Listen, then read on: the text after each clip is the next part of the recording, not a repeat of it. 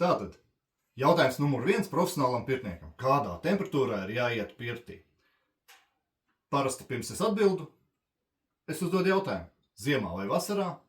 Un kur atrodas jūsu termometrs? Tātad, manā pirtī ir 4 dažādi termometri. Bimetāla, elektroniskais un krāsota spirta. Tātad, ko es iesaku? Minimums 2 termometrus. Ja gadienā kāds no viņiem iziet no ierindas, tad jūs to sapratīsiet. Un lai var aprēķināt vidējo aritmētisko, jo tomēr viņi diezgan neprecīzi rāda. Tātad, nākošais nosacījums, kur viņi atrodas? Ne zemāk kā 1,70 m, lai ir acu augstumā, un ne tuvāk krāsnī kā 1,50 m. Tātad, atbilde. Iesildoties līdz 70 grādiem.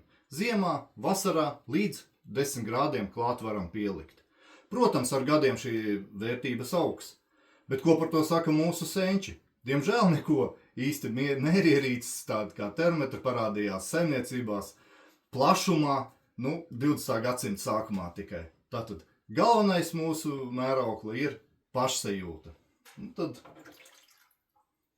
lai visiem jauka pirtošanās, šeit par pirti īsumā, bet profesionāli.